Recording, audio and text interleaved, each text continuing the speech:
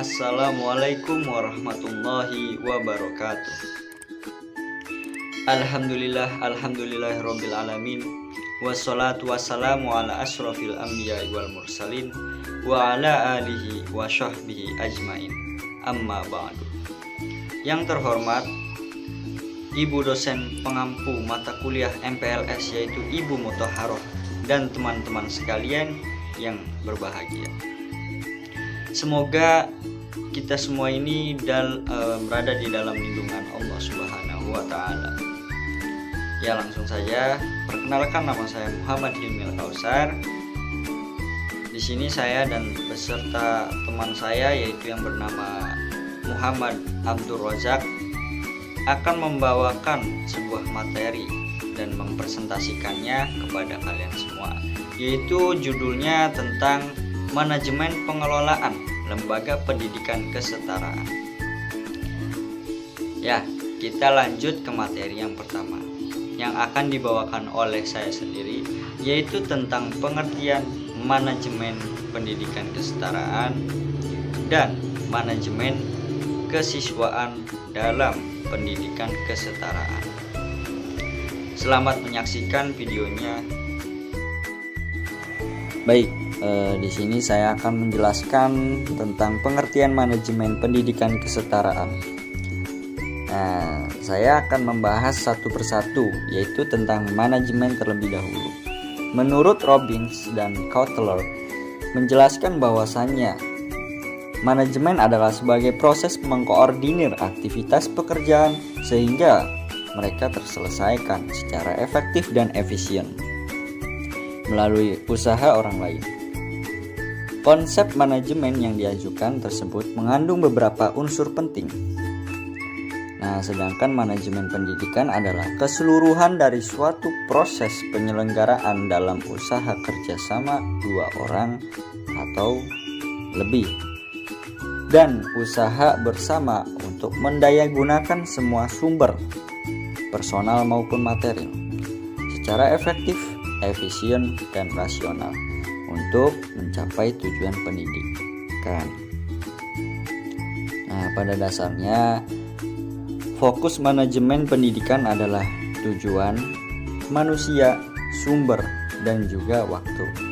Nah, kalau digabungkan dan dilihat dari bentuk dari perilakunya, keempat unsur tersebut menampakkan dirinya sebagai suatu satuan sosial tertentu yang disebut organisasi. Nah, jadi manajemen yang dimaksud dalam pendidikan kesetaraan adalah kegiatan proses pembelajaran pada kejar paket atau pengelolaan yang meliputi perencanaan, pelaksanaan, pengorganisasian, pengawasan, dan evaluasi guna untuk mencapai tujuan. Nah, yang kedua yaitu tentang manajemen kesiswaan dalam pendidikan kesetaraan. Manajemen kesiswaan adalah seluruh proses kegiatan yang direncanakan dan diusahakan secara sengaja serta pembinaan secara kontinu terhadap seluruh peserta didik dalam lembaga pendidikan yang sama atau pendidikan yang bersangkutan agar dapat mengikuti proses belajar mengajar secara efektif dan efisien, mulai dari penerimaan peserta didik hingga keluarnya peserta didik dari suatu sekolah. Dalam manajemen kesiswaan pada pendidikan kesetaraan ini, pemerintah mengusahakan dan menyelenggarakan suatu sistem pendidikan nasional. Pemerintah memajukan ilmu pengetahuan dan teknologi dengan menjunjung tinggi nilai agama dan persatuan bangsa untuk kemajuan peradaban dan kesejahteraan umat manusia. Nah, itulah tadi pembahasan mengenai pengertian manajemen pendidikan kesetaraan dan manajemen kesiswaan di dalam pendidikan tersebut. Nah, pembahasan selanjutnya akan dibawakan oleh teman saya, yaitu M. Abdul Razak. Kepadanya saya persilahkan. Terima kasih. Baik, terima kasih disampaikan kepada Saudara Hilmi. Sebelumnya, perkenalkan, nama saya Muhammad Abdul Razak dari kelas PIA semester 4 Langsung saja saya akan melanjutkan memaparkan mengenai manajemen kesetaraan. Tadi poin 1 sudah dijelaskan oleh Saudara Hilmi. Yang poin 2 ada manajemen kepegawaian, terus manajemen sarana dan prasarana, dan yang keempat atau yang terakhir itu manajemen keuangan.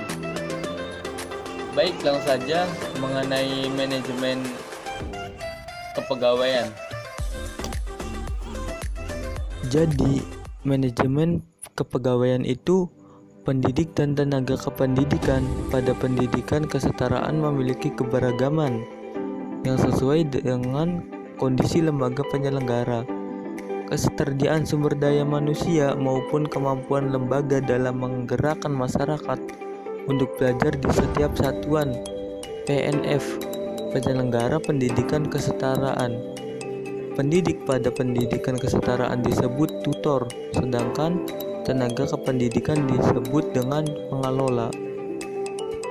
Dalam pelaksanaan pendidikan kesetaraan, ketua, sekretaris, bendahara, dan pengelola memiliki leluasa pelaksanaan tugas masing-masing yang sudah dipercayakan. Misalnya, bendahara diberi keleluasan oleh ketua guna mengelola keuangan dalam melaksanakan pendidikan kesetaraan, mulai dari pengajuan proposal, pencairan dana, menggunakan dana hingga laporan pertanggungjawaban. Begitu juga dengan sekretaris dan pengelola. Mereka memiliki bagian tugas masing-masing yang sudah dipercayakan oleh pemimpin untuk melaksanakan semaksimal mungkin dan sesuai dengan tujuan. Yang ketiga adalah manajemen sarana dan prasarana. Manajemen sarana dan prasarana dapat diartikan sebagai proses kerja sama pendayagunaan semua sarana dan prasarana pendidikan secara efektif dan efisien. Dari definisi tersebut menunjukkan bahwa sarana dan prasarana yang ada harus didayagunakan dan dikelola untuk kepentingan proses pembelajaran. Pengelolaan sarana dan prasarana tersebut dimaksudkan supaya penggunaannya dapat berjalan dengan efektif dan efisien.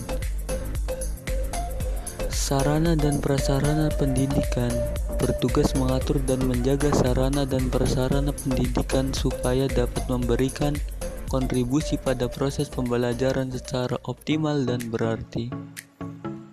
Yang keempat adalah manajemen keuangan. Biasanya, anggaran program pendidikan kesetaraan berasal dari APBN, APBD provinsi, dan APBD kabupaten atau kota. Yang mekanisme pengalokasian dan pengelolaannya sesuai dengan ketentuan penggunaan keuangan pusat dan daerah. Mungkin hanya itu yang dapat kami sampaikan. Kurang dan kurangnya mohon dimaafkan. Sekian, terima kasih. Wassalamualaikum warahmatullahi wabarakatuh.